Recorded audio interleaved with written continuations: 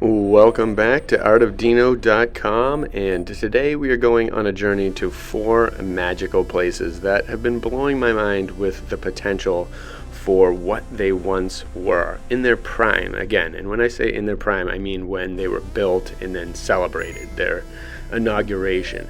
This place right here, I have no idea, but use this image to base a lot of these thoughts on.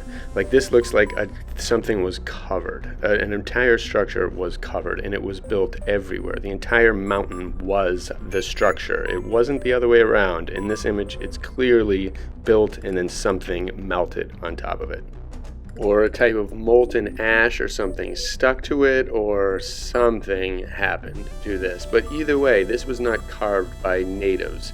And anytime you see holes in the mountains, they're just loose holes that would be smooth like this if they were to be carved out and properly excavated. So you've seen so many mountains like this. Everywhere there are mountains like this. Why we are not digging and looking in with LiDAR, I have no idea. But first prime example is Meteora, Greece. This place is astounding, and I cannot help but wonder what could have destroyed this and what did it look like again. And I think all of these things during that reset, whenever they had that last reset a couple hundred years ago or whatever, 1,000 years ago, who knows, but they made everything like this. They made sure that nothing was recognizable beyond like the cathedrals and things like that, which makes me think that there was some other type of architecture before that was everywhere, dominant around the world. And I think these are a good start for it. I think everything we see that was once mountain like this was a structure, not the other way around. And I think this leads us to the precious globalist overpopulation theory, where they've been trying to convince everybody that the world is overpopulated, we need to curb the population. But I think that is a ruse to basically keep away the fact that this place was packed to the brim.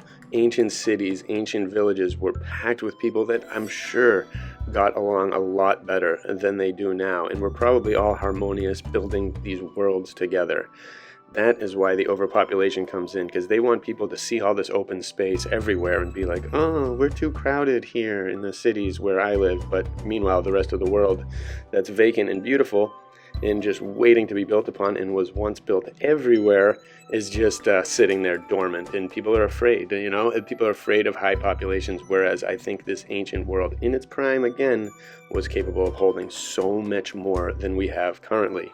And I think people were everywhere and they were doing it great. They were high, they were in the mountains. All these mountain ranges I think were once civilizations of a caliber and a mindset and a vision that we cannot fathom, and they made it so by eradicating every remnant of it. So here's another place, Ronda, Spain. Except for a few little glimpses that they gave us that they probably couldn't destroy or maybe couldn't find, but this one is one of them, and it is massive. And again, I highly doubt that they built that bridge like right next to the wall like that. And I'm not sure if this is the same spot, but either way, this place looks amazing and clearly was destroyed, melted again. Which makes me think, and again, these are those places where, was these carved into the rock, or were they already there and something destroyed it? And the technology that could have done this, the weapon that would have done this, kind of makes me think it would have been some form of airship or some kind of thing with a magnifying lens, some kind of meltable device that could just laser stuff right all over the place. How big the laser is, I have no idea. How they pull it off, I have no idea. But some form of thing had to just go around and eviscerate stuff.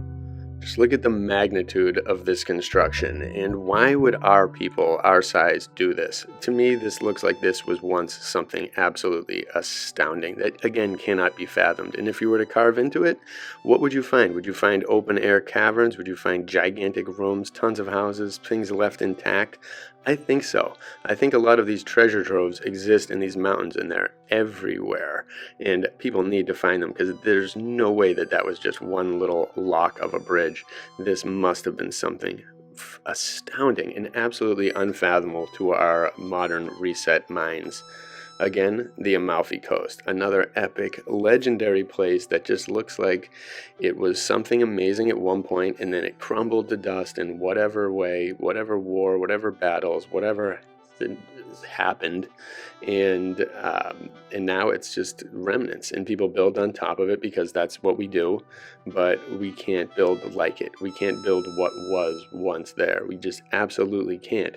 We can do all these different things of our interpretations and our creative visions of what was there, but I don't think we have a clue. In this, who's to say that whole coast wasn't lined like that? Who's to say that all coasts that are rocky were not lined like this, really smooth ones? All those arches you can see that they claim to be natural, I think are just worn out remnants of old school actual built arches all over this place. Look at that in the background. Something just took that, a beautiful civilization that was covered. Everybody living everywhere inside these things. No overpopulation, just crowded and awesome, and probably not even considered crowded. It was probably just considered normal, and people, I'm sure, had their getaways and their ways to get away, but in their nature as well. But I think it was something different. I think they utilized it in a different way, and I think they just, again, were living in a world that was fully constructed, fully architected, fully sculpted at one point, and we are just in the aftermath. In another round over here in Tibet / Tartary / China are these mountains, and look at that artwork right in the middle, that Buddhist masterpiece right in the middle. There's no way that was carved by humans or by people of our size. That is a remnant. And what happened? We're just a bunch of blocks just destroyed and decimated, and then some remained here.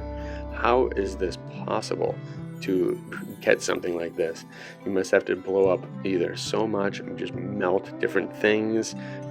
I can't even fathom their level of evil and destruction for getting rid of these monuments and these massive attributes to our true nature.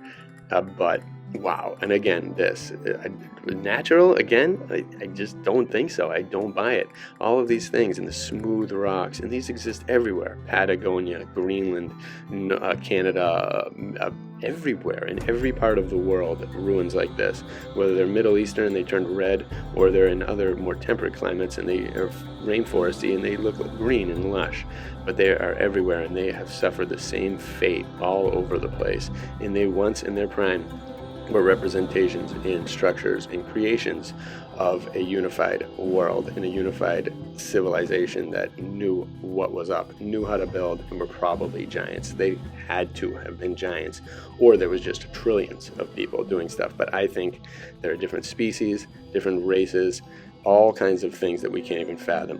When considering the Egyptians and the power of them and all of the structures that exist over there that people just aren't digging out, we need to reinvigorate the urge to dig and use technology, discover some tech that makes it easier or something. But we need to start finding these ancient clues, find some things that the Smithsonian can't hide from us and can't reverse engineer before we get a chance to. We've got to recompile reality and history based on what we discover in the future, because there's still so much. No matter how much they reset this world, there's a lot to discover left, and we must do it.